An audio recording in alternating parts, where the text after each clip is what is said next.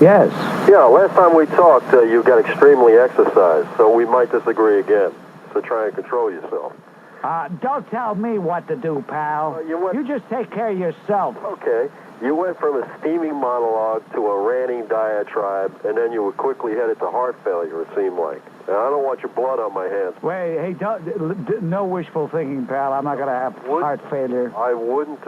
As a matter of fact, if you saw the results of a physical I took recently, you'd be sick. You'd be green with envy. I used to be able to circumvent the Constitution because he ignores all the principles in it. Specifically, against incrimination of the individual and about testifying against oneself. Now, mandatory drug testing... You know, you're a complete idiot to talk that way. You have a Supreme Court. You have a United States Congress. You have a powerful judiciary in this country.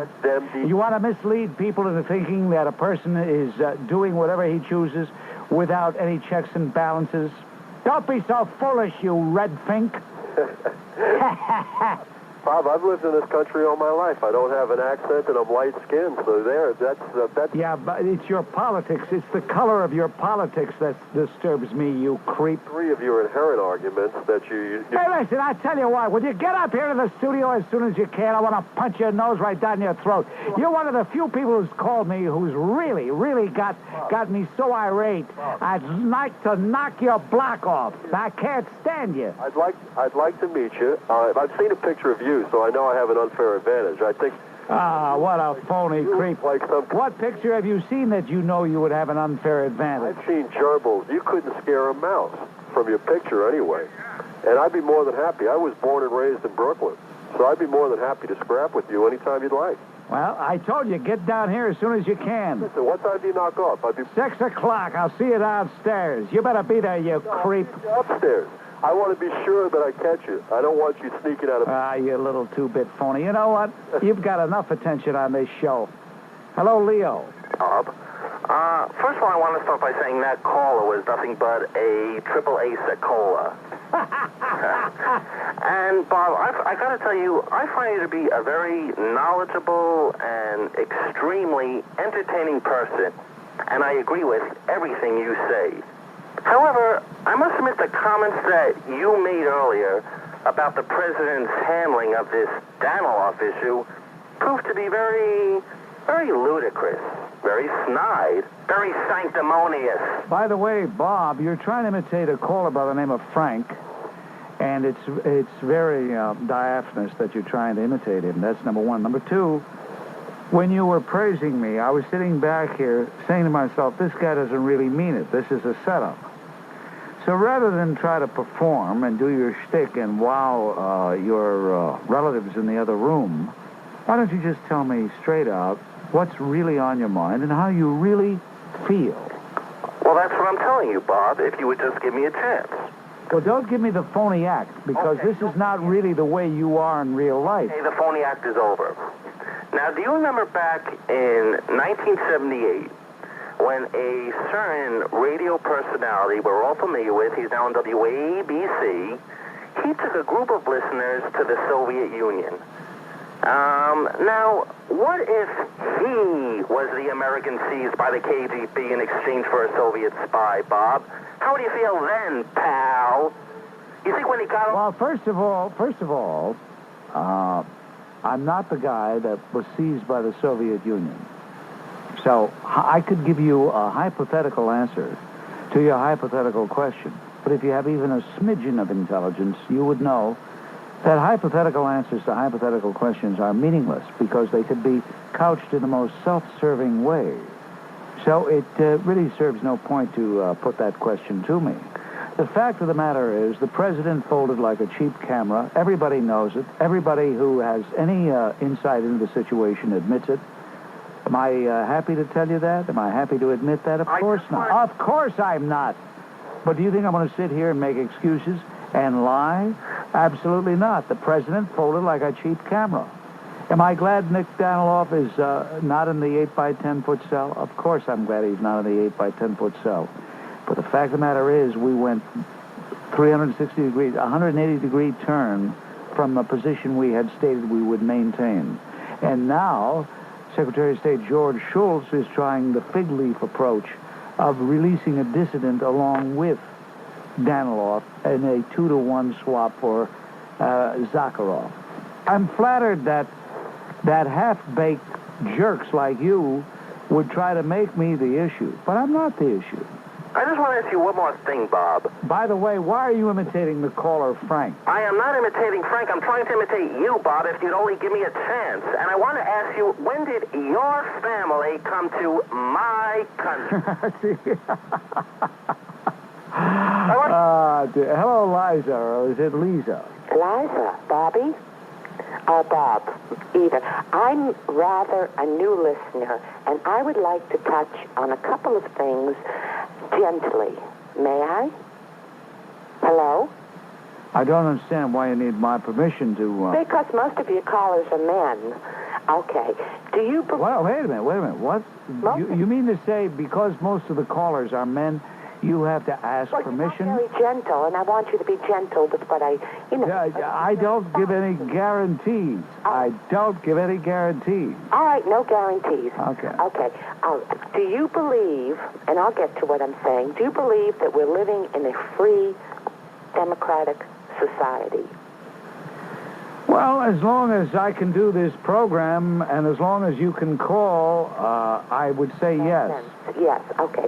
Do you believe... And look, don't give me a lot of set-up questions. That's not set-up. With a little 2-bit sophomoric syllogism at the end of the line. I'm a former broadcaster. Oh, everybody on your knees. Fall on your knees. So you're a former broadcaster. What does that mean? Why are you former? You weren't good? Your ratings went down? What happened? No. They caught up with you? I retired. Do you believe in an organization like the... I'm not going to answer any more of these do you believe questions. You're a fascist pig. Now you're going to hang up, aren't you? How do you figure that I... First of all, what is a fascist? You? Do you believe... No, come on. No. The Ku Klux Klan... You're copping out. Has a right to have a voice. Now tell me what you think about that. You're copping out. I asked you what is a fascist, and you said you. No, I identify for the edification. You are not an intelligent man. You... Wait a minute. Hold it. I asked you to... Hold it. Hey, listen, you pompous jerk. I asked you... Hang up. Will you please give me the definition of fascist? She can't do it. She can't do it. How do you like that? She can't do it. Person calls me a fascist. I ask him to give the definition of fascist, and she can't do it. About Shevardnadze, we could talk about Nick Danilov. We could talk about a whole host of problems facing us, which we do virtually every hour of every day, Monday through Friday. God forbid Bob Grant should take an hour out for a little flight from reality. God forbid. Get off the phone, will you? You make me nervous. But I do take somewhat offense to your reference to Ted Kennedy as the Duke of Chappaquiddick on this point, on a few points. One point is, it did happen many years ago, and I'm sure he's been through the ringer about it as much as, I'm sure his conscience has bothered him as much as anybody's about this. And the point about that is, a few months ago, they were talking about I believe it was the Mayaguez. It was a U.S. ship that was bombed by the Israelis. And at that time, you said, what's the obsession with the Mayaguez that happened many years ago? Mayaguez was not bombed by the Israelis. You're all mixed up. You're in over your head, Joe. The Mayaguez was not in the Mediterranean. The Mayaguez was in another part of the world. That's number one. Number two, it was the USS Liberty, and that was in 1967. Okay. Number three, if you want to talk about a guy's conscience, you're right. You're right. His conscience is his own business. But his political life is our business. When a person is in public life, you know what that term public life means? Yes, well, please attack him. Okay, public life. Did he ever answer the questions about Chappaquiddick? The answer is no. That's right. In the Roger Mudd interview, he hemmed and hawed and never really answered the questions. He had the records of the incident at Chappaquiddick sealed. And, of course, he could do that because he's a Kennedy, and it happened in his state he owns, called Massachusetts. Okay.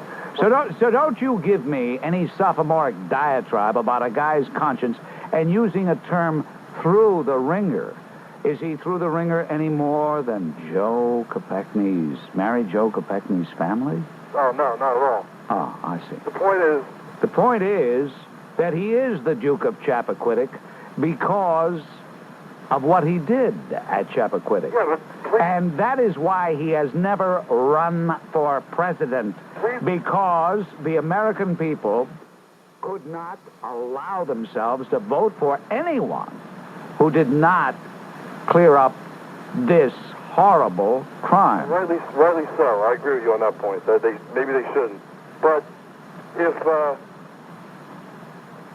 he handled it badly, first of all, but also we both be in agreement that Bernard Goetz acted reasonably. Oh, you want to talk about Bernard Goetz, huh? You want to talk about an entirely different matter. You want to talk about a guy who's under indictment, who's going to have a public trial. Yes, but Kennedy didn't have a trial. There was no trial. Yeah, he was never acquitted. Because he fled. He didn't. You know what amazes me, ladies and gentlemen, is how people like Joe are so mesmerized by the Kennedy mystique. No. That they call the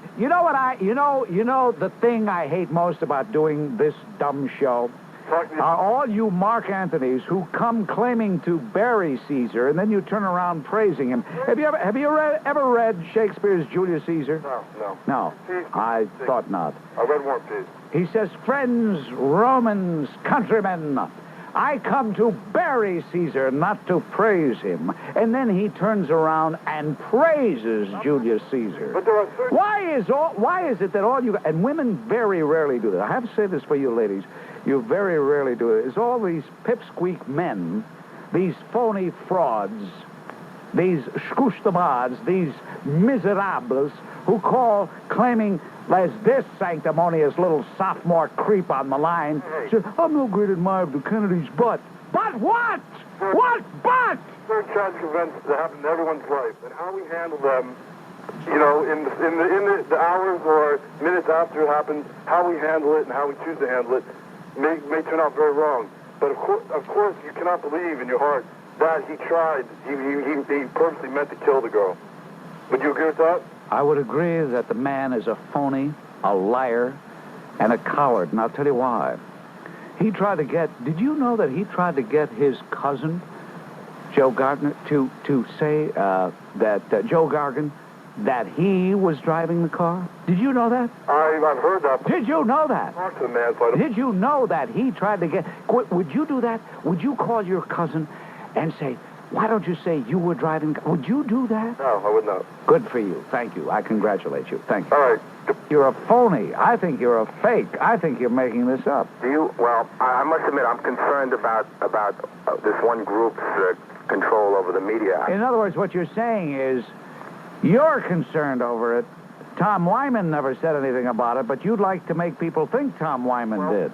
Some of your other listeners will call up. Don't give me some of your other listeners. You speak for yourself, you two-bit creep. I don't know where I read it. You know what you are? You're an anti-Semitic skunk. You know that, don't you? Well, I know who pays your salary. Your station is owned by Jews, isn't it? No, it's not owned by Jews. Matter of fact, the chairman of the board is Mr. Tom Murphy. How does that grab you, you two-bit anti-Semitic creep? Get out the air. Hello, Tony. Hello, Bob. Yes. How you doing? How am I doing? Did you hear me with that vermin? I had to talk to that vermin, and you ask how I'm doing? Okay, hold it, will you? I'm calling you in reference to the nut you... No, you know what? I'll tell you something. Yeah? Just once, I'd like somebody to be straight out and say, "Bob, I'm an anti-Semite, and here's what I think."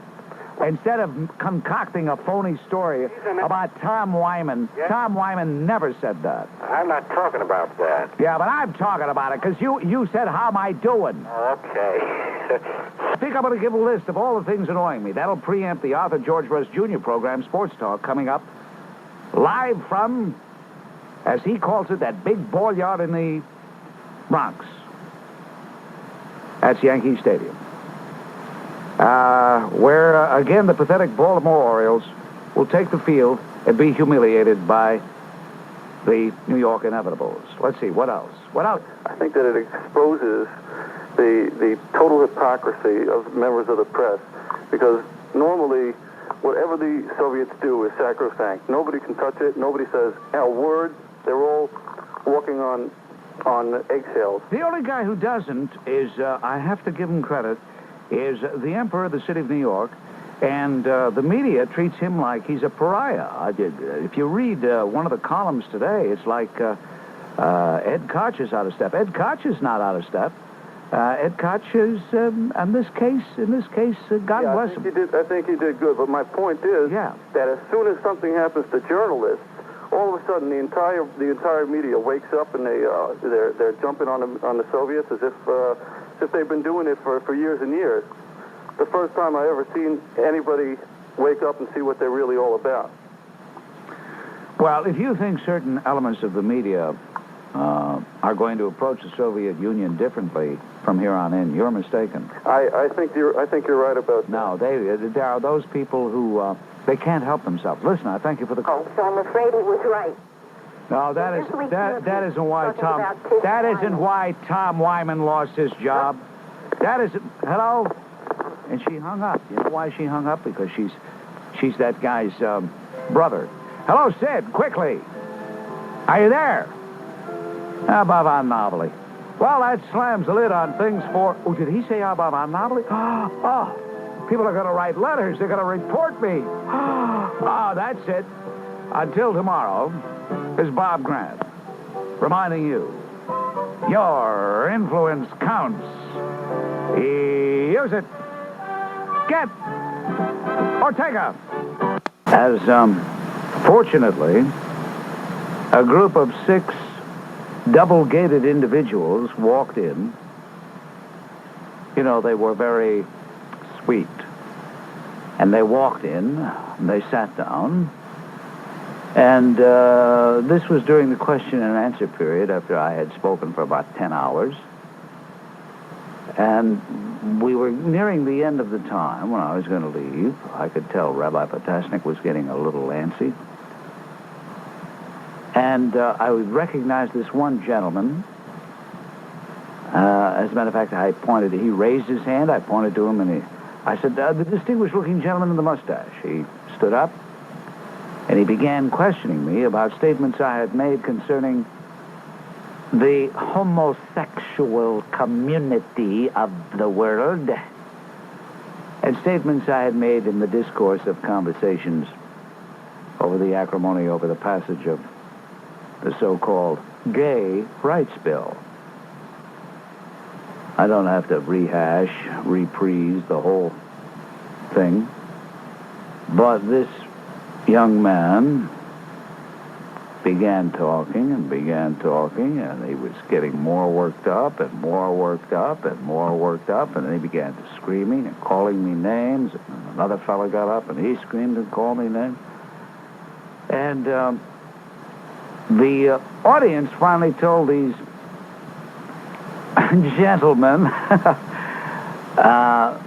these creatures, notice I'm avoiding saying the word, and it's tough, because I'm dying to say F-A, but I promised, promise is a promise. I promise I won't say again.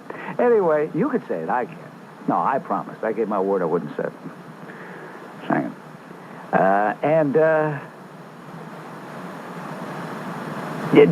I don't want to belabor the point. I don't want to bore you to tears, but this thing kept going on and on, and I was incredible. I said, as far as myself, as far as I'm concerned, it really doesn't bother me. I could truly tell you that I couldn't care what you and your perverted kind think of me. And that's not to be surprised at anything, because it's in the Brooklyn Heights section, and there's Park Slope nearby, and a lot of the bohemian crowd, shall we say. The end of the whole thing is that group of most ungay gays. That's true. Is so used to having the rest of society cave in, fold like cheap cameras, the politicians and whatnot, that when somebody like me says, no, you don't, I'm not going to say uncle because you're not my uncle, they can't take it. And they won't rest until until they destroy me. That they think, but they will never destroy me. They will never get me to say that black is white, white is black, up is down, and down is up. They are perverts. They practice a perverted act, and what they do is not normal. Homosexuality is not normal. That's right. And they want the rest of us to be as miserable as they are. They want us to say that it's perfectly all right, it's perfectly normal. Well, to ask you, wouldn't you like to see what kind of evidence that the Russians have, or say they have with the Danilov case? Well, I know what the evidence is, and so do you if you read the accounts, because Danilov was set up. Well, I mean, I like to, maybe I'm playing the devil's advocate. Well, play the devil's advocate with somebody else. Well, how do you don't know that he, maybe perhaps he is a spy. The way Koch defended him, I figured he's one of his people, and maybe he was a spy for Israel. Eddie, I don't know you, do I? Eddie hung up. Well, Eddie knew what was coming. That's why he hung up. And you know, it's an interesting thing about a coward. A coward is such a coward. A person like that, a thing like that, is such a coward, he's afraid of me even on the telephone, let alone in person. What I'm going to do, assuming that everybody's with me at the beginning of the program, is at the very beginning of the program, when I say, let's be heard, I'll give a report on how I'm doing, how I'm feeling, and then nobody will have to ask. Right. Well, my opinion and my position is that Danilov should remain in Russia and stand trial, and all this presidential and implications and involvement is ridiculous. The same way a Russian citizen is arrested here, he in turn should stand trial here. I don't know why all the hoopla because of Danilov.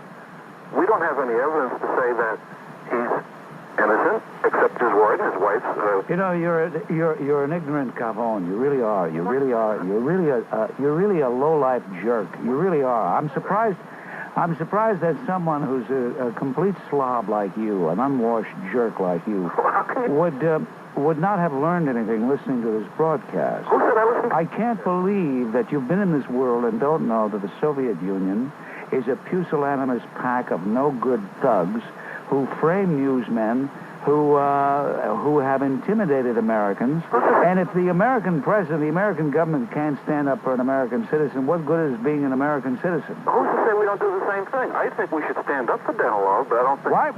Why should Danilov have been a spy? Why should Danilov... Who's to say he's not? Who's to say he's not? I say he's not. I say he's not. The State Department says he's not. His wife says he's not. And listen, here's a guy who's been hey, listen, jerk. Here's a guy who's been a respected journalist for years and years. He's just about to leave the Soviet Union. Why do you have to call me those names? Because you are. Because you're a jerk. You're an absolute, complete jerk. That's why. And I'm not going to sit here and listen to somebody like you and not tell you what I think. That you're an absolute jerk. We're talking about an issue. Why get personal about the situation? Why? Because it's coming out of your mouth, isn't it? Or are you reading something? Are you reading something somebody else wrote for you? Now there's another personal attack. I'll make all the personal attacks in the world on you because you deserve them. Get off my phone, you Russian creep! The old Ray, the Duke of York, better known as Cuomo. His Eminence, the presidential candidate, the bully. Yes. The guy who's mesmerized the gavones of the state of New York. Absolutely. Like it is, boss. Dick Oliver. It's George Maxian, who despises me, loathes me, hates me, fears me, and for some reason feels self-conscious whenever I talk about a certain group of citizens. As a matter of fact, in his last mention of me, Mr. Maxian said he alluded to the fact that I'm taking this show on the road. He called me loudmouth. I suppose that's a fair description. But he said, Mr. Grant will be in Washington, Chicago, Dallas, San Francisco, and Los Angeles, and will return the following week, unfortunately. Unfortunately for him. slams the lid on things for today. Until Monday, your influence counts. Use it. Get Arafat. The Baltimore Oriole game. Tonight, the Orioles taking on the New York Inevitables. And going for our boys will be Scott McGregor. Going for the Inevitables, Bob Tewksbury. Interview him. I'll have you sitting on my lap, and then you can help me out. And the guy's a real crackpot. Hello, Charlie. Hello, Bob. How are you? What's on your mind? Well, how am I? I tell you what, Charlie. I'm contemptuous of these jerks who call me, like this creature who was just on ahead of me. Yeah. They're never satisfied, you know? You interview a guy, and 10 million people want to tell you 10 million different ways of doing it. This guy says, why'd you have him on? That one says, it's about time you had him on. This one says, well, why were you so nice to him? Another one says, why were you so rude? I don't even know why I bother taking phone calls to listen to these opinions. Yes, Charlie. I didn't mean to shout in your ear. As long as you're not like that Larry King around the... Well, no, the worst interviewer of my life. No, I couldn't be like him. No, not in a million years. No, I couldn't be like him. Unfortunately, I'm a little too well informed. If I were a political moron, not even politics. I mean, he's a moron, I think, on everything. Well, I know he's a political moron. I don't know. And you know what's so small time, what's so cheesy, chintzy, such a cheap shtick, is this bit of the sweater. You know the sweater that he wears each night, even in the hottest July? Yeah. There he is with the sweater. I'm talking with my sweater on. Without my sweater, I can't talk. Maybe he's going to start a new line of sweaters. Yeah. The King sweater.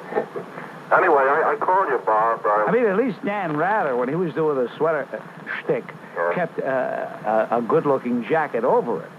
Yeah. But this guy's got to have his sweater. And asked if he were going to debate you, and he said at first he was going to do this, but in the course of last week he had changed his mind on advice from friends and thought better of it, and he's now not going to do that. In other words, he backed out like the true left-wing liberal that he is. And well, you know, a guy could be a left-wing liberal and still be informed. He could be wrong but still be erudite. He could be incorrect but still have some intellectual background. But Larry King is not only wrong, Larry King is a political moron. Larry King just has no knowledge. He has no depth. He has no credentials in this area. You predicted also. Well, I'm glad I made that prediction because that ensured that they're going on to win, and I love the Red Sox. So do I. And I don't love them as much as I hate the Yankees, but any team that wins the American League East, as long as it's not the Yankees, I love. For example. And she and her inamorata, they're both intelligent people.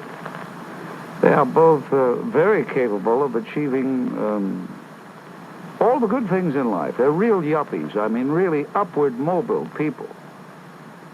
But the two dummies smoke. I hope one of the two of them is listening. Maybe I'll make them feel self-conscious. They know who they are. Of course. But, I mean, is there a struggle, as you see it? A struggle? Hard to tell, right? There's no struggle. In other words, I wish there were. There's no struggle. They're all of one mind. Well, you know, that's wishful thinking. Wishful thinking has been going on in this country since 1933, at least, about a struggle in the Kremlin. But there is no struggle. Okay. No, I agree with you. I mean, it's a totally closed, regimented society. Gorbachev is in charge. When he croaks, somebody else will be in charge. It's the best run mob in the world. We talk about the mob here. Far better run in the Kremlin. Those international gangsters are better than our homegrown jerks. The New York Times Magazine yesterday about the African National Congress, because one of your callers brought it up yesterday, the subject. Yes. And it said, and the Times article said that high members of the ANC actually supported the Soviet invasion of Czechoslovakia and Afghanistan Now, I know my share of far left-wing characters, and even they publicly would not say they supported what happened in Czechoslovakia or what's going on in Afghanistan right now. I mean, from what I can tell and from what I can gather by what Winnie Mandela had to say about Sakharov and Sharansky a couple of months ago, I'm pretty convinced that the ANC is basically a pro-Moscow organization and identifies its own interests very much with those of the Soviet Union and the Communist Party of that country. Stephen, anybody who can't see what you've just said doesn't want to see what you've just said. It is painfully obvious to many of us, and has been for a long time, that what the communists are doing is to use the apartheid issue to bring about a Soviet South Africa. And they are very clever. They have propaganda on their side. But if hello, are you there? Yeah, I'm there. Yeah, we have a bad connection. That's it. Yeah. They force people who can see through them to make them sound as though we're supporting apartheid. Right. But it doesn't have to be either A, apartheid, or B, communism. There's got to be some middle ground. And the Randall Robinsons, the Trans-Africa movement, people like that, they don't want any middle ground. They do want a Marxist South Africa. There, Richard. Yes, Bob. How are you? What's on? How am I? Yes. Is that why you called? You want to know how I am? What's your opinion? That's the reason I call. I'm a first-time caller. I see. Well, physically, I'm not too bad. Okay. But professionally, I'm sick. That slams it on things for today and for this week. Until Monday, this is Bob Grant reminding you, your influence counts. Use it. What was David Hartman doing on his knees with Gaddafi? If we're being lied to in that regard, I don't know what your opinion is. I hope you share that. Secondly, we're being lied to in regards to this Libyan disinformation syndrome, whatever you want to call it.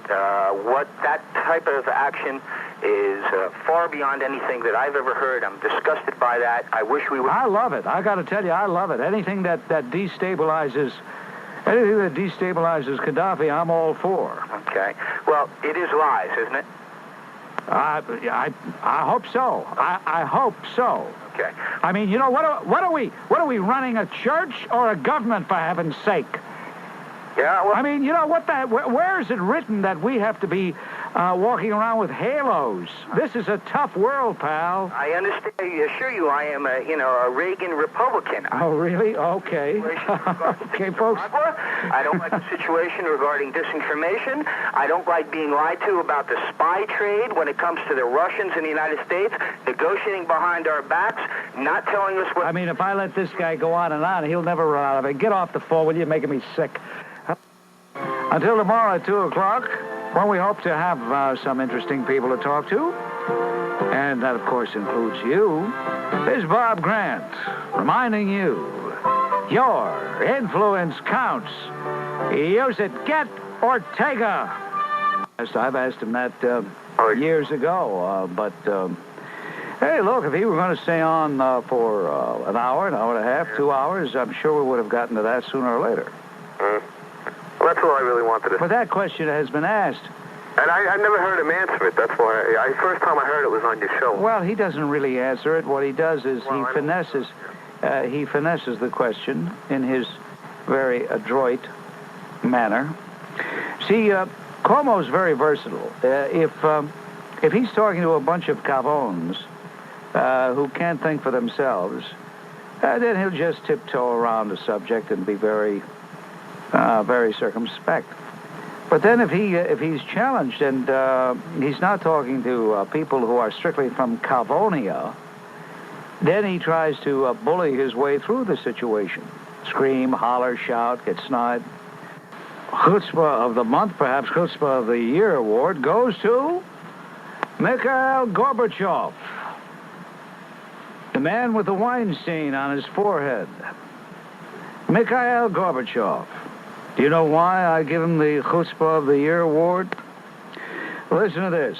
He has offered to cease jamming Voice of America and Radio Liberty broadcasts to the Soviet Union if Washington would permit the Soviets to build an AM radio station in America or near enough to be heard in the United States. Why, this is an extraordinary proposition on several levels. First of all, it acknowledges that the Soviets do jam Voice of America broadcasts. Though hardly a secret, this practice is a blatant violation of the Helsinki Accords, which pledge signatories not to interfere with broadcasts by government radios like VOA, Voice of America. For Moscow to try to secure a reward for refraining from doing something it has already pledged in a treaty not to do is the height of chutzpahism, particularly at a moment when the Soviets are seeking to draw Washington into new and far-reaching international agreements concerning life and death issues. And, the Kremlin already broadcasts into the United States at great expense for several hours a day and with powerful signals on shortwave bands. Did you know that VOA and Radio Liberty broadcasts to the USSR are also on shortwave? Well, of course they are. Now, these broadcasts are easy enough to pick up. Moscow's problem is that nobody's interested. But behind the Iron Curtain, on the other hand, American and other Western broadcasts have regular audiences despite the jamming. So Gorbachev, with a straight face, asked to be given an AM wavelength in order to increase the size of his American listening audience. Well, I'll tell you what, we're going to commend Margaret Thatcher and the governments of Canada and the United States for taking this stand against state-sponsored terrorism. And at the same time, I would like to point out that the French, I think, have sunk even a little bit further, if that's possible. I don't know if you noticed where they took this time to announce about their $300 million arms deal to the Syrians and castigated the British for bad timing and possibly throwing a monkey wrench into the deal. Well, one couldn't help but notice that, Joel. It was certainly well covered. Isn't it nice that the home of the Ayatollah in exile is getting exactly what they deserve on their streets, it seems. And I don't think that they know how to deal with terrorism. And it's just amazing to me that they're throwing a stone at, and they're the ones that are living in a glass house. I weren't around at the time, but read about what the so-called French generals did in the 1930s, when Hitler himself was the most surprised guy on the continent that they never called his bluff. He realized that he was dealing with a pack of cowards, with a pack of feckless cowards who were pusillanimous to the nth degree. Have they changed since then? Paris didn't burn. They were ready to sell out anything. The men went to the country and the women dropped their drawers. Joel, what a terrible thing to say. That's France. Oh, Joel, now wait a minute. Not part company. Newsweek poll that I saw several months ago after the bombing. Yeah, I don't think it's fair to give the entire French people a bad rap because they have pipsqueaks as politicians. I have to say thank God for Mrs. Thatcher. Thank you, sir. Thank you. Right now. And the guy says, thank God for Mrs. Thatcher, and I say, hip, hip, hooray, amen to that. And yet, polls indicate that she won't make it for a third term. Story about what the Russians did, very similar to what the Nazis used to do. They sent 4,000 Estonians into Chernobyl to work on cleanup there. If you didn't want to work there, they shot 12 were executed before a firing squad. Workers were made to do their jobs without anti-radiation protective clothing. They had to work 14 hours a day, and they were only given 2 days off a month, and then they struck. Now, I didn't read this in any of the newspapers. I couldn't even find this, and I get this story. This is just like the Nazis. Nothing is written about this. It's a monumental story to me. It is a monumental story, but the Tom Wickers of this country are busy being concerned about the Contras, about South Africa, about all their other alleged causes. Well, the Wall Street Journal has an editorial today. There is a famine tax in Ethiopia. If you receive foreign aid from any foreign groups, you have to pay a tax on that. No. This is incredible. And they also said, by the way, the Red Cross was thrown out of South Africa, but not out of Ethiopia. Exists in some of these third world or communist countries, Soviet Union. That doesn't surprise me, and that doesn't disillusion me, and that doesn't dishearten me. But what does do all of the aforementioned, Al, is the fact that we have a group of Americans in this country in key opinion-making roles in the media, in academia, who sanction, aid, and abet this very outrage you're talking about. You realize that? Oh, absolutely. Happens all the time. Light, he used to be the ambassador to El Salvador. Oh, I can't stand that nerd. That putrid nerd, I can't stand him. You know what he said? Well, the Nicaraguan government is not communist. It's not a communist government. This is what the man said. But this is the same guy who if he had his way, Napoleon Duarte would not be the president of El Salvador, but a communist general would have taken over. You know that. Oh, sure. I've seen a man, but he gets on all these shows. Now, he's always on there. Oh, he's a darling of the talk shows because he predictably can say what most of the talk show host producers want him to say. Very nice. Well, you know, he always says that thing. Why did you ask about Phil? Mario Cuomo. I listened to the interview you conducted with him a few weeks ago on the radio, and I am convinced that the man is a very, very, he is able to come across as extremely sincere and self-righteous, but he's a terrible liar because the way he behaved with Abraham Hirschfeld, he had him excluded, he claims, because of the fact that there were other people who were LaRouches running alongside of them. Yeah, he said that was the reason, yeah. Well, it turns out that Mario Cuomo invites a LaRouche or a Farrakhan supporter, we're not sure which, but nonetheless somebody who's bigoted and fascist, to the debate that he didn't want to have with... It was a member of the New Alliance Party. Which is basically, kind of... Somebody by the name of Fulani. Yeah, and, he didn't want to have the debate with O'Rourke, so he smeared O'Rourke. Well, that's typical Cuomo strategy. That's a typical Cuomo gimmick.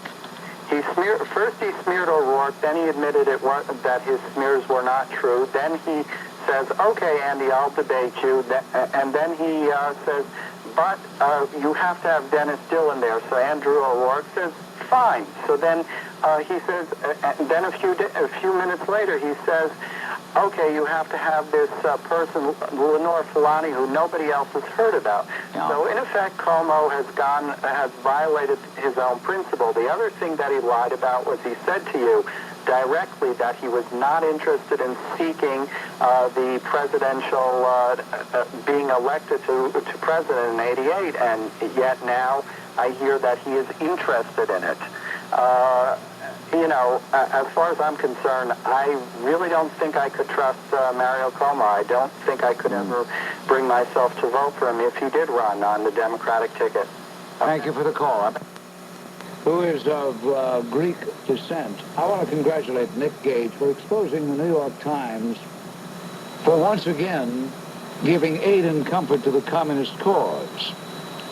You may be surprised to hear that I say that, but the fact of the matter is, time and time again, the New York Times, even though they do have some of the most gifted journalists in America today, sees fit to print interviews or print stories that never seem to question any leftist or communist skunk.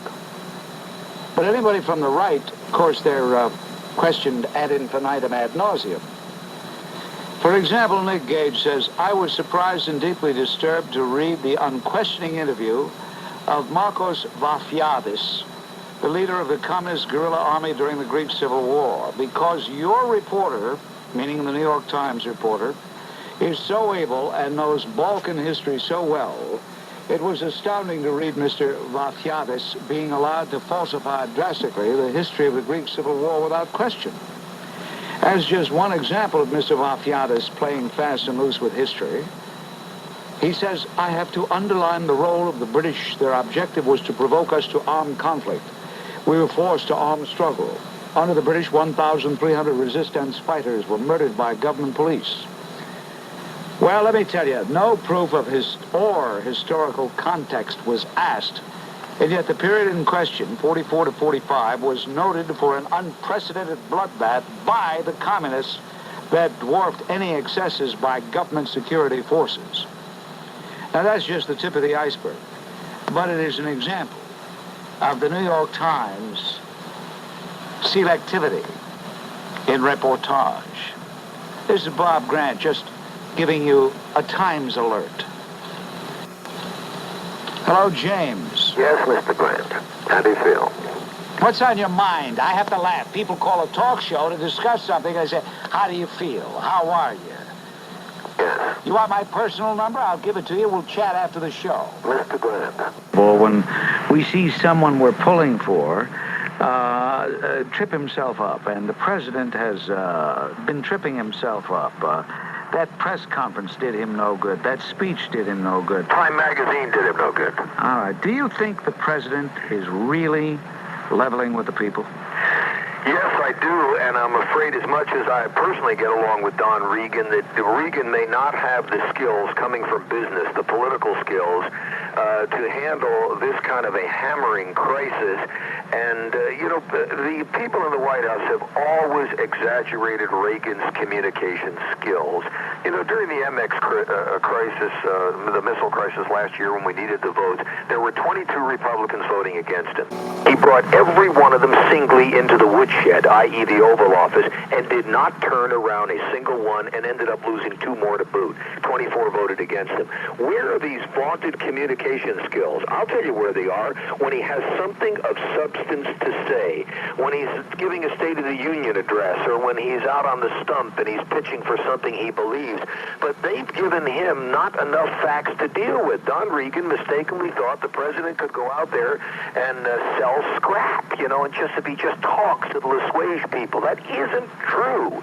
He just looks good as that neutral Midwestern communicator voice when compared with Jimmy Carter's nervous smile, the regional accents of Truman, of Kennedy, of LBJ, the halting delivery of Jerry Ford. He just looks good compared to even a Brahmin like FDR. He's the first a type of person that you look for in a movie actor or a Death Valley Day salesman or a General Electric or the kind of a guy that gives the evening news. He's a Peter Jennings.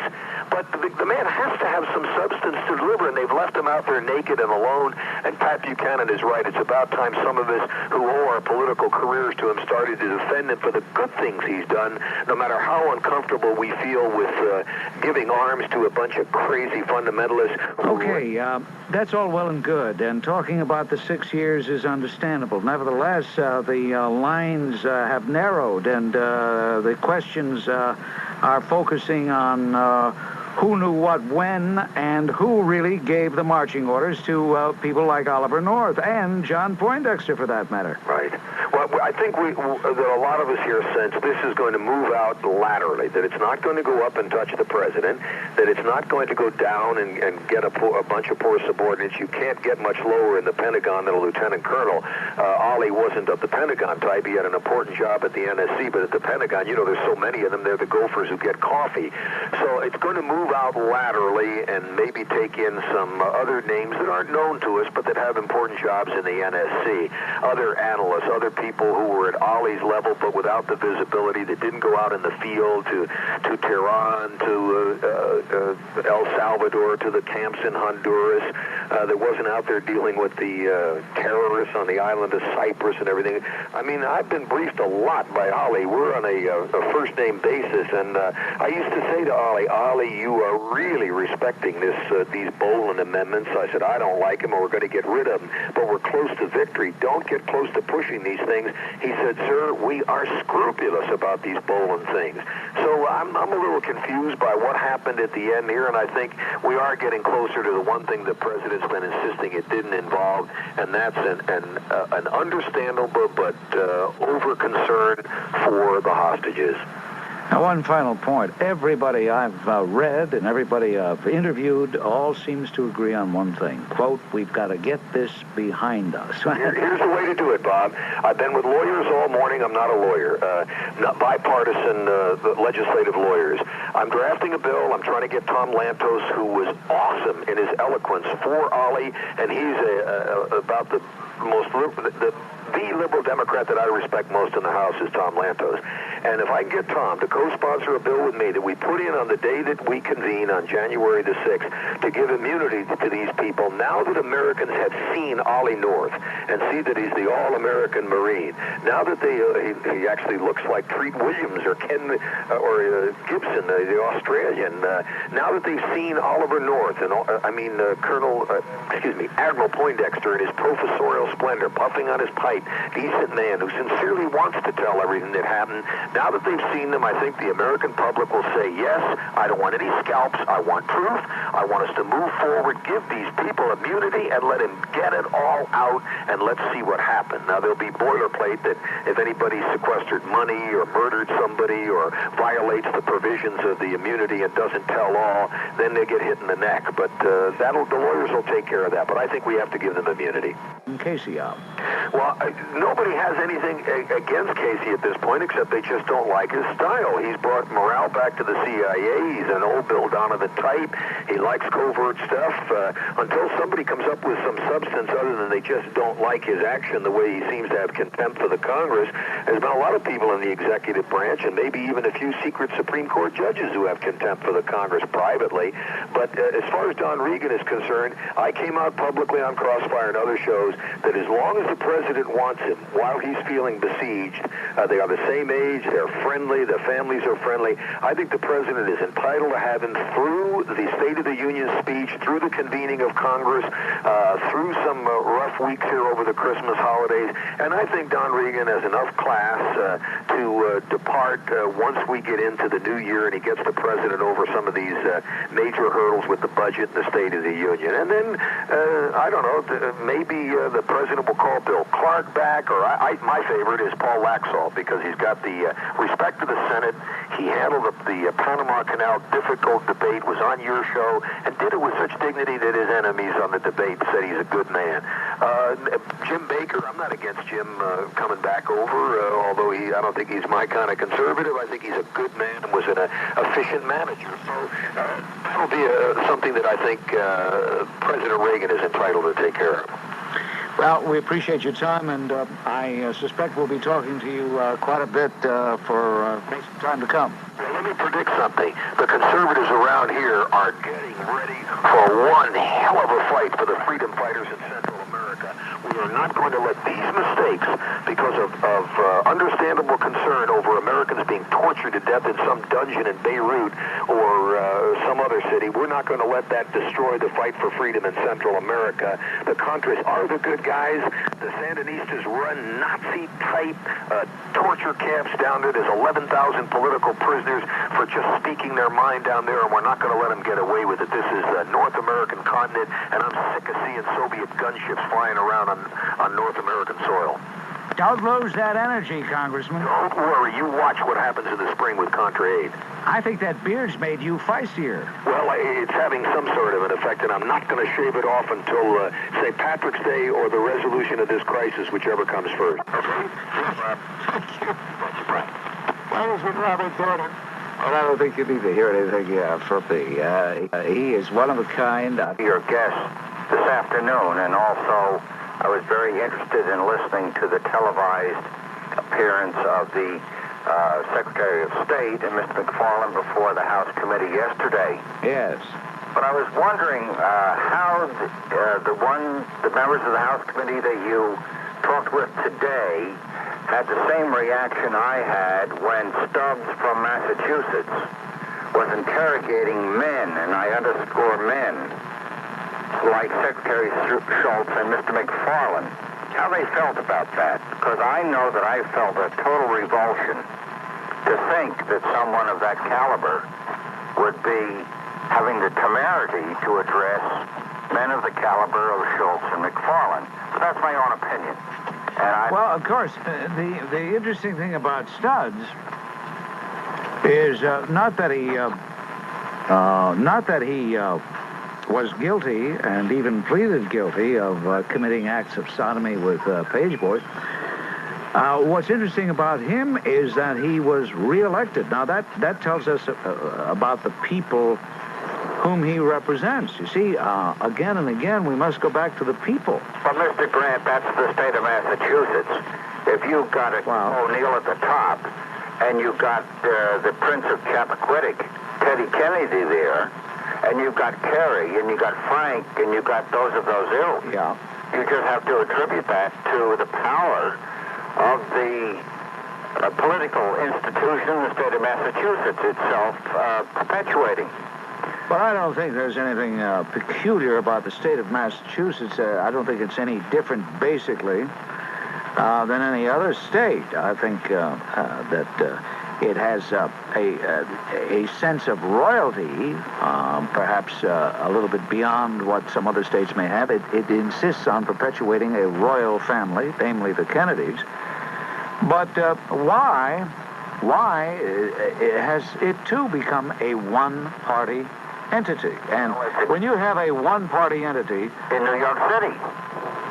Well, that's exactly what I've been saying, Walter. Indeed. Yeah. Well, anyway, number... Caldwell College. Are they accredited? Call it no evening classes. No evening classes. And let's see. Fairfield, Connecticut, they keep checking in. The Western Connecticut University at Danbury, all evening classes canceled. However, the Danbury Federal Penitentiary, well, that's closed too. You can get in, but you can't get out. By the way, we have a lot of listeners in the Danbury Federal Pen. A lot of my listeners have wound up there. They're improving their bridge game and listening to the Bob Grant Show. We are continually inundated by gross injustices all around us. You know, I see the photo of a mutant, a killer, a murderer, a vicious fiend. And I want to put my hands into the photo as though I could actually grab his miserable throat and choke this vicious, seething mutation. His name is Giulio Giano. And a photo caption says, a smirking Giulio, or if you want to be, Giulio Giano, laughs from the back seat of a police car. Early today, after capture, he laughs. This is the same fiend who was sentenced to what in New York is an incredible amount of time, over 40 years to life. He is the fiend who grabbed a hold of pretty bank clerk Peggy Kitzkaloo in Queens a couple of years ago and brutally strangled her. That's silly to say brutally strangled her. It's the redundancy. Strangled her. Choked her to death. and then hung her body by a piece of rope on a shower head. And the brother of the victim, the brother of the beautiful young girl who had her life choked out of her all too soon, the brother who found his sister's body in August of 1983,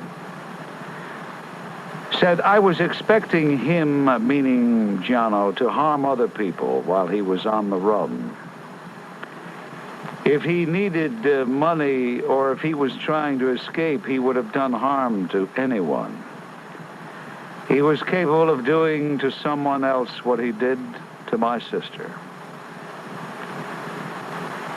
He said, and the worst part about all this, the brother of the slain girl said, is this has opened up a bad wound and it is stinging. It is bringing it all up again. If there ever was an argument for the death penalty, il supremo, il magnifico, il duce, in your arrogance in Albany, this is it. I would like to ask the governor, the il supremo, the anointed one, the magnificent one, I would like to ask him if he would take time out from his debates with God and address himself to more mundane things here on earth. I'd like to ask him if he can see any justification for keeping alive this mutant. Did you see this picture in the paper? Don't you care? Are you so insensitive, all of you, that unless that person is actually related to you, it really doesn't bother you? Am I the only one who cares? I don't know who this girl was, Vicky Quetzalcoatl. I never met her. I don't have to meet her.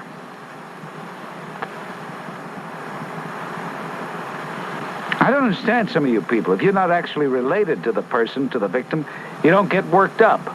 Maybe that's why we don't have a death penalty. Maybe that's why in states like New Jersey where they do have one, they don't use it. And right next to... I don't know. I was in a fairly good mood until I saw that picture of Julio Giano. And I realize I'm one of the few people that really care. I'm one of the few people that cares about the family of Jennifer Levin. The fact that this guy Littman, this attorney for Chambers, wants to put the dead Jennifer Levin on trial, wants to defame her, libel her, smear her so badly, I guess he has contempt for people. He must think the people in the jury will be so mad at Jennifer Levin because of some of the things she said in the diary that she'll forget that she's a murder victim and she'll look at Chambers as though he's a victim. I gotta get out of here. When I say the Iran arms deal, what do you think that this experience will help the Americans? Where are you from, pal? Where are you from? I'm Arab. Huh? Arab. I am Arab. You're an Arab? Yes. Hello, Bob. Yeah, wait a minute. Yeah. Does Bob Grant have my name on his... Hi, this is Bob. Hello. Oh. Good, but that's the way it goes where things like this are concerned because corruption thrives on this sort of thing, the awarding of a cable contract. That's why you don't have it in the Bronx. That's why you don't have it in Brooklyn. That's why you don't have it in Queens, and that's why they don't have it in the city of Chicago and other such pristine locales.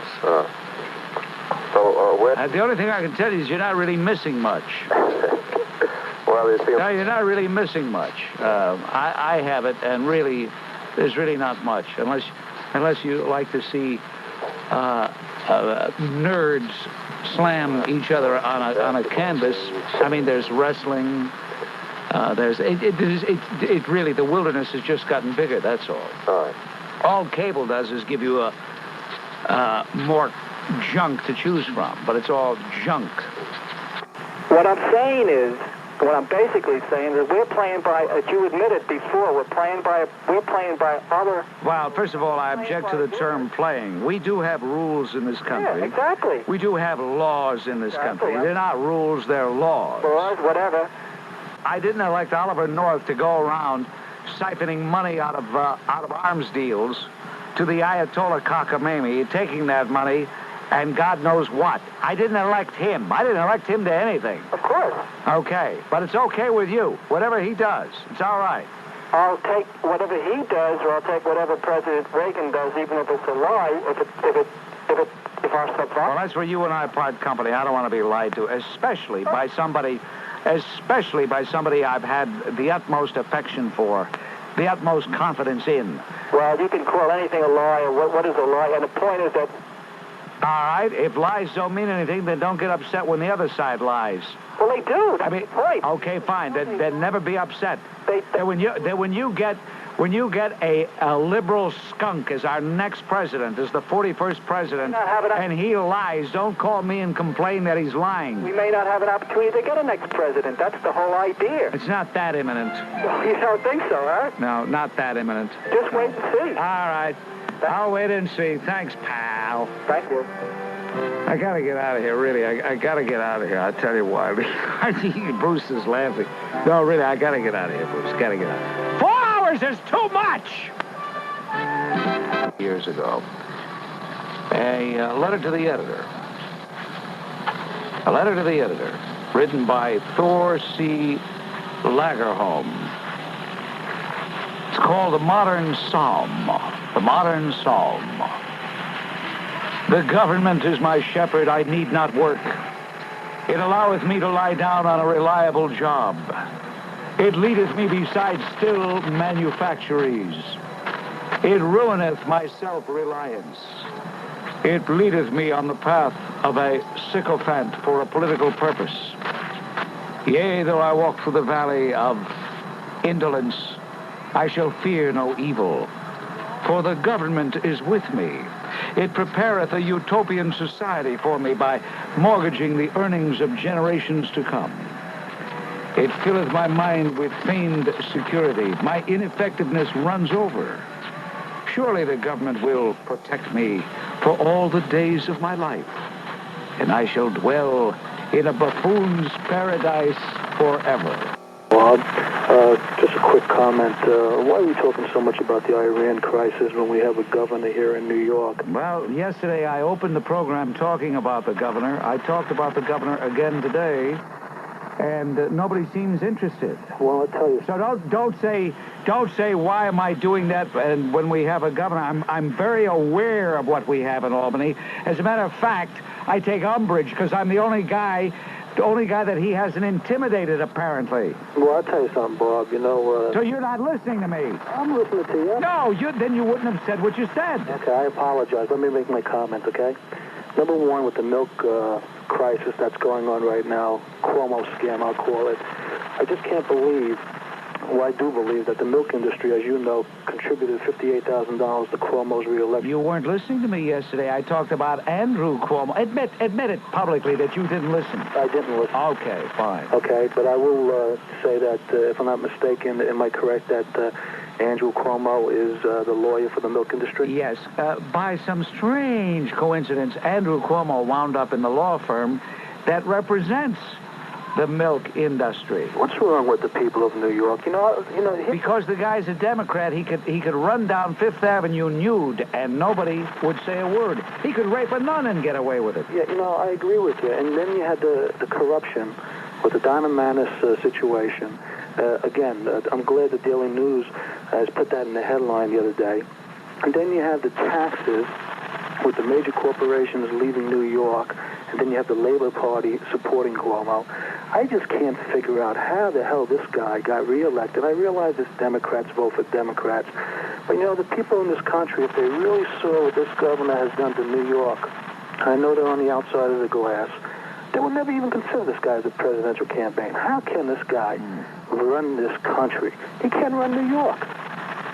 Well, I'll tell you this, he's so slick that if he tried to pull off an Iran arms deal and siphon money off to the Contras, He, I'm sure, would have had more nefarious, more devious ways of doing it. Maybe we need a guy as devious as he is. Maybe that's what we need. Well, you know, with the death penalty, he's not in favor of that. But what would he do if he was president of Nicaragua? Well, you'll never find out because he'll never be president. I hope not. I'll go to November. Yeah, believe me, he will never be even if he should steal the nomination away from Gary Hart. When was the last time, Bob, that we had a governor that was impeached or went down in New York? Well, we haven't had an impeached governor ever.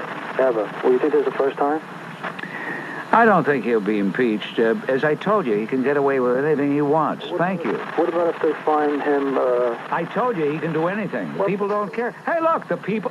Greg, the people don't care. I've tried to open up conversations on this every day. Nobody wants to talk about it. They don't care. I think the Democrats get Mario Cuomo should be answering questions about his son Andrew and the milk lobby and Commissioner Gerace's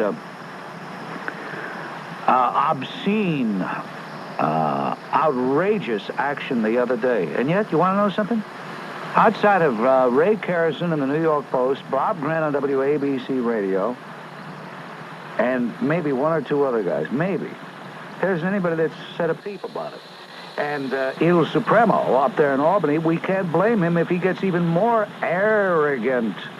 Why shouldn't Mario the Magnificent become more arrogant by the minute? He's got a free ride.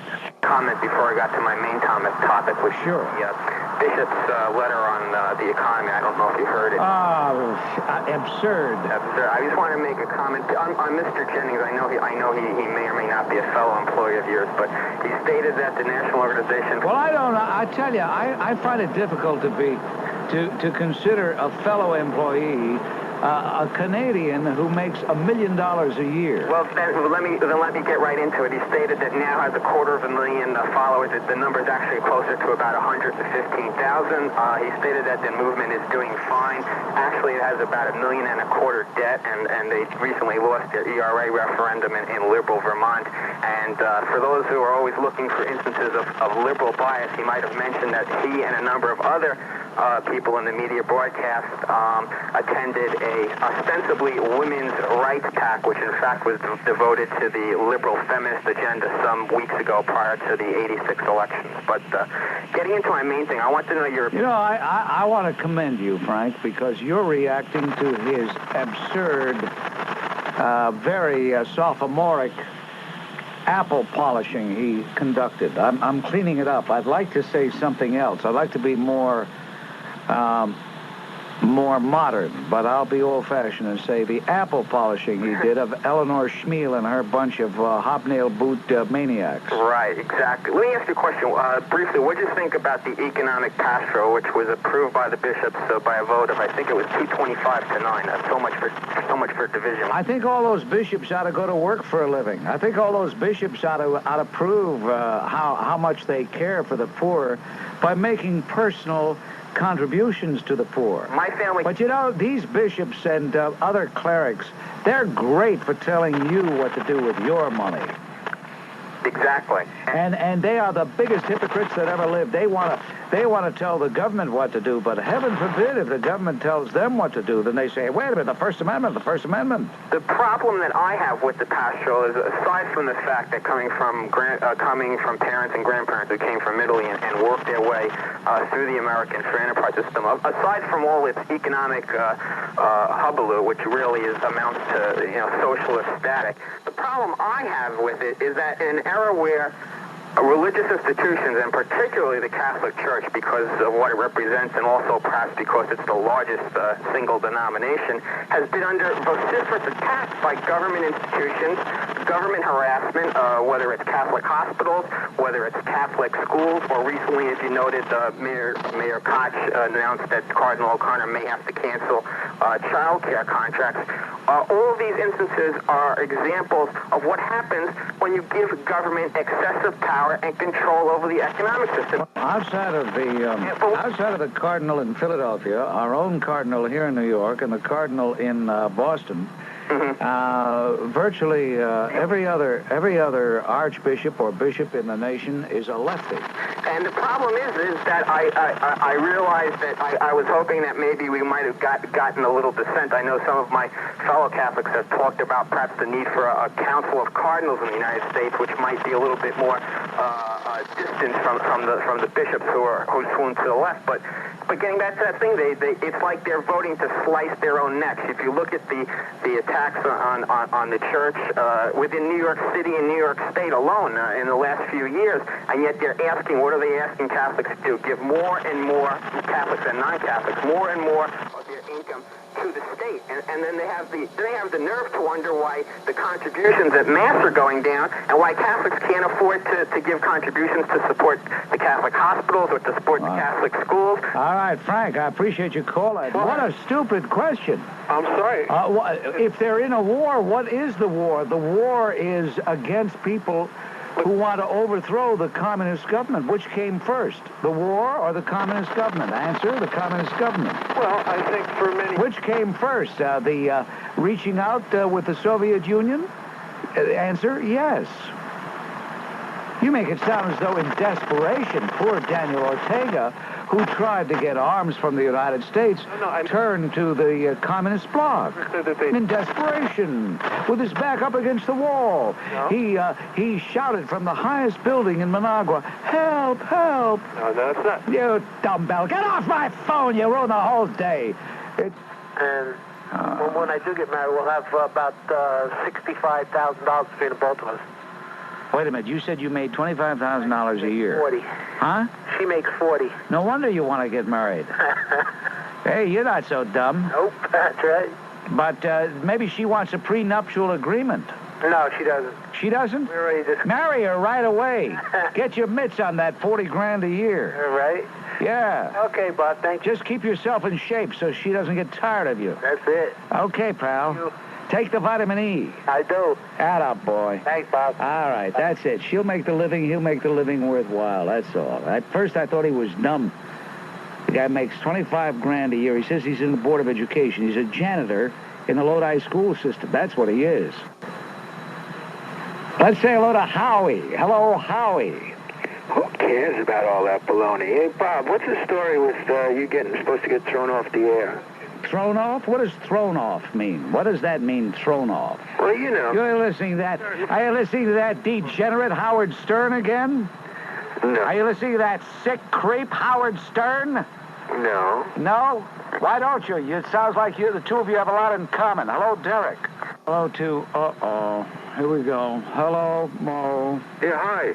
Did you talk about anything about taxi cab drivers, for heaven's sake? I would like to talk about Mr. X, but just a few words to remind the people that the tunnel watchers over the toll watchers in New Jersey were demonstrating. They were crying that they haven't had a raise in their salary since 1984. Yeah, but you guys haven't had one since 1979. Yes, because of Ebenezer Kutch. Because of the fact you guys were making too much money to begin with. Oh, my God, no. Yeah.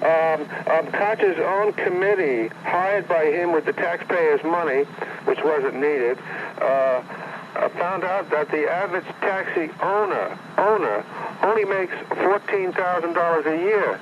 And that's working 60 hours a week, thanks to Ebenezer Kutch.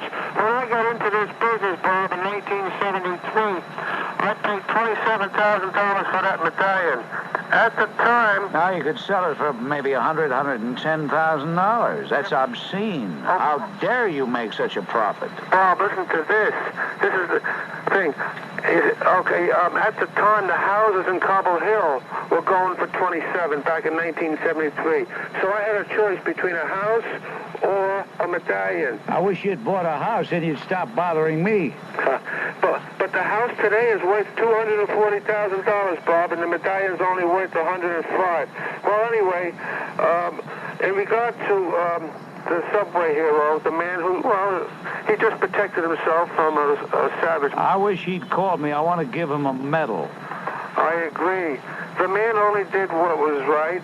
He defended himself. He better not listen to Lisa Sliwa. You know, she's been doing announcements for him to give himself up. All of a sudden, she's become a big maven on legal affairs. Incredible. I heard you say that the other day. Well, anyway... What hours do you drive, Mo? Oh, I work in the daytime. I hear you every day. I listen to you. I'm going to have to stop calling you, though, because my wife is going to be going to school on Saturdays. What's that got to do with... Wait a minute. What has your wife going to school on Saturday got to do with calling me? Well, because I babysit now. That's why I'm calling you. Where? Oh, I see. Where is your wife now? She's in school. And starting in January, she's going to be going to school on Saturdays. So she must be quite a gal. She makes love with a gun on, right? You guys wear your guns while making love, right? Well, as a matter of fact, she's walking to school right now with a 25 in her pocket.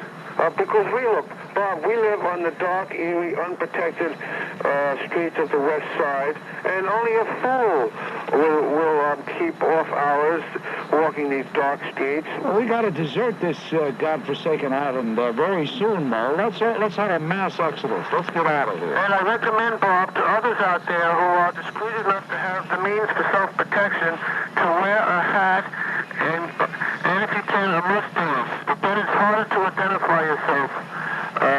I think you agree that if the man on the subway protected himself, he had a hat on and a mustache and even sunglasses, there would be no description at all because you wouldn't know what to describe. You agree with that? I think it's a very good idea. Or you could walk around nude, commit the crime nude, and then put clothes on. And everybody be looking for a naked guy. Well, you're number one. The customers in the cab like you, too. The customers in the cab? Yeah, right. They hear you. Oh, the customer. Oh, I see. You keep the show on. You know, cabs, you used to listen to me a lot, but there's so few cab drivers that speak English. These cab drivers that speak all these oddball languages, I don't know what they listen to, but they're not going to listen to Bob Grant show. Well, you know why, Bob? Because the former taxi commissioner and the convicted one before him, they wanted the cab drivers stupid. That's why they only hired those that couldn't understand the language. But, all right, Mo, you're making a lot of sense today. Congratulations. Thank you. So long. For the Contra arms, it's not really a bad idea. I think it saves the taxpayers a lot of money. You know, by doing it that way, have the Iranians pay the cost of shipping the arms down to South America than the United States people. I don't know how you feel about that, but well, it isn't a question. Save money, you know, if I don't have to pay each week out of my paycheck money to support the Contras, you know, because if the Contras turn out to be the same as Somoza, then what good was that money anyways? Well, that isn't. I feel about it in another thing. Excuse me. Every time I try to respond, you keep talking. Okay, go ahead. That isn't the question. The question is, it's illegal to do what they did. Okay. What are we going to do? Bend the law every time we want to institute some kind of policy? No, I mean, are we going to let Oliver North get away with this? Well, he was clever. Because I give him that much credit. And then I hope that when this Mr. Hassenfuss comes back, that the media doesn't make him into some hero, because he really isn't a hero. He's no different than the drug dealers sending drugs up from South America. He's killing people with the arms that he's sending down there. It's the same thing as the people coming up with drugs from South America. You don't make any sense. You know, you're a dope. You're an absolute dope to equate a guy who's trying to help get rid of the Sandinistas with a drug dealer. You make no sense at all. Roger, don't ever call this program again. You're finished. You're through. You're out. Hello? Contras, and they're fighting the communists in Nicaragua, okay? All right, okay. I can't take it anymore. I can't stand it when a guy calls. Senator Dodd. I want to talk about Senator Dodd. Okay? What do you think about Senator Dodd? I don't like Senator Dodd. I think it's a disgrace that the people of Connecticut have to have Dodd and Wicker as their senators. And Ted Weiss and Solas. I agree with you. I think that was a big... phony situation, what he just did, going down there. Well, it figures. I mean, he said he had dinner with Ortega last night. Why wouldn't buddies get together for dinner? And, Bob, I understand that suppose this Hasselfuss guy is going to come and talk at the congressional hearings now? Well, Of course, Hassenfuss will be talking. Of course he will. Lee Hamilton can't wait to get his hands on him. Bob, well, a judge has decreed that New Jersey milk can come into New York. Now Cuomo can no longer keep milk prices up for the profit of the dairy cartel, which contributed $58,000 to his campaign chest. Why has milk been so expensive in New York? Because the dairy industry has a stranglehold on the governor and all the other politicians up there. Well, an article in an editorial in yesterday's New York Post puts it this way: milk prices can be lowered right now. Why the delay? That's the $58,000 question. Because the governor wants his darlings in the dairy cartel to continue making the 40 cents more on a gallon or a half gallon than they should get. Well, Cuomo's boasters argue more for less. Social justice cheap. By admitting Jersey milk to compete with the New York cartel, the governor put it 4 years ago. Improve the nutrition of the poor without costing the taxpayers 1 cent. And isn't it interesting, George, that when Gervais proved who his masters are by refusing to end the domination of the cartel, Cuomo said, Joe Gervais is my man, and yet Joe Gervais is gone, isn't he? He's gone. Thank you very much, George.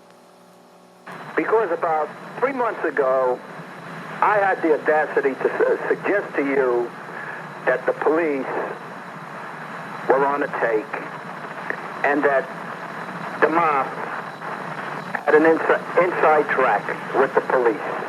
At that time, you accused me of drinking muscatel. I was wrong. It was Zinfandel. Excuse me? Yeah, go ahead. But if you've been reading the paper about the Ortega restaurant on Causeway Boulevard and about who met there in 1983 and all the hours that... Yeah, Paul Needlenose Menage. Menage? Well, let's go over a few of these names. Hey, listen, you know what I'd like to do, Phil? Really, I'm serious now. I'd like to rendezvous with you at that restaurant. And I have a hearing device from a friend of mine in the CIA.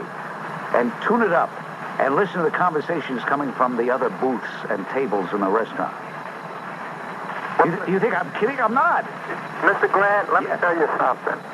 I mean, if you came from the section that I came from, you would know what's going on. You know what I figure about you, Phil? And by the way, I've gotten to the point that I like you, Phil. I do. But you know what I think? Now, you're going to think this is a put-down. Listen to this. All right. Susie, listen to this. Say that again. Who? Who do you want me to hear? What's her name? Yeah. Does she make a good sauce? Will you... Does she put some basilica in the sauce? Will you... That restaurant, the Alta Donna? Lower that up. I'll tell you something. I got to write the book so that I can say some things in the book that I'm loath to say on the radio, to actually say over the airwaves. Mr. Grant? About some of the guys that I have gotten to know, and I must confess became very friendly with. And you know what? They're up in Danbury now. Just about every one of them. You better believe it. You align yourself politically as being a conservative. Did I? I mean, you always refer to yourself as a conservative, that you're not a liberal, that you are. No, I'm not a liberal. No, I don't think so. Can you define for me, in a brief context, what you mean when you say that you are a conservative? Why do you give yourself that kind of label? I never gave myself that kind of label. People have been giving me that kind of label for years. But I've heard you say that you are a conservative.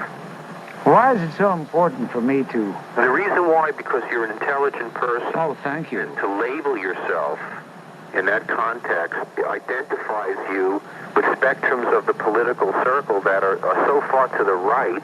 And I don't feel that you really are that way, because many presidents, even who are so-called conservatives, once they get into power, they really become so-called middle of the road. And I've seen you take statements and situations, and you don't tend to be as conservative as you would like people to think you are. I think you take a very... I think you're assuming that I want people to think I'm conservative. Well, when you hear the so-called, quote, liberals, you get really fired up. Well, don't call me, I'm not a liberal. That I'm not. No, that we understand from, but you align yourself with this... I don't know what you mean by align. What do you mean by align? Well, you take a conservative approach when someone... Well, how does that align me with anybody? Well, you align yourself with the ideology. This is such a dumb argument. This is so stupid. Why is it stupid? Because it's meaningless. The whole thing is meaningless. It's not important. Well, it's important to the viewers. Viewers? Yeah. To the listeners. I wish they were viewers. I wish they were. Okay. Anything else? Well, no, you don't want to address the question, do you? I think you're asinine. I think you're idiotic. I think you're ridiculous. I think you're sophomoric. I think you're childish. All right, this is the typical, when you can't... I can't. What is there to say? What the hell is there to say? Let people label me. I don't care what they label me. They could call me communist. They could call me fascist. They could call me anything they want. Do you label yourself as a conservative? I don't label myself anything. You don't? No. Okay. He's a guy that likes labels. By the way, if you want to know what type of call is the most annoying, you just heard it. I did want to talk about Gary Hart. Did you see his appearance on the Philbin show this morning at all? What show was that? No, I didn't. Regis Philbin.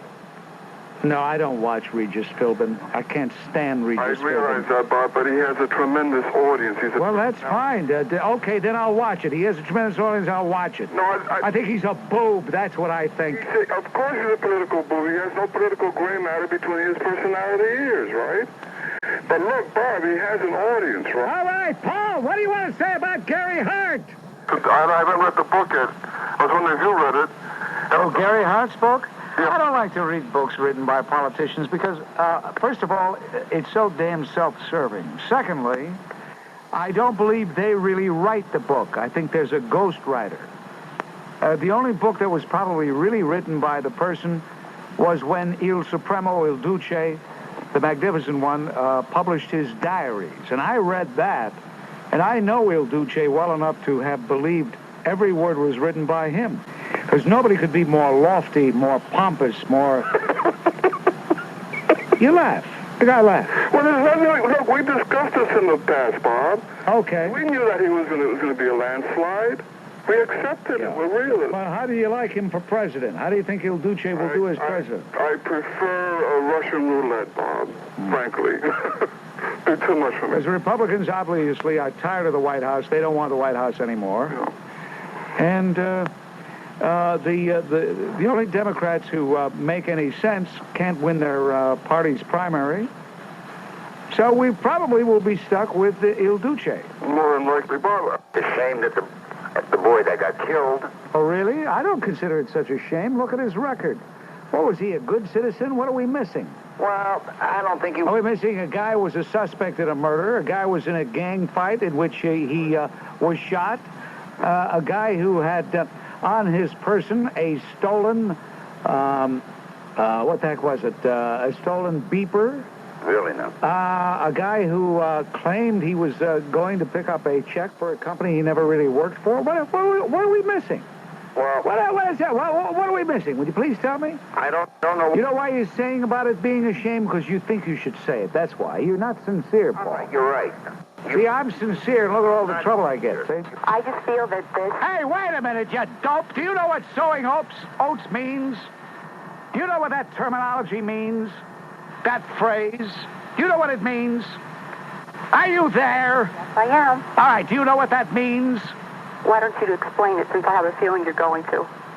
I'm asking you, since you used it, if you know what it means, sowing oats. I used it, so why don't you go ahead and explain it? You know, I'll tell you something, Lee. I've talked to a lot of repulsive people in my time, a lot of people that I developed contempt for in the course of the conversation.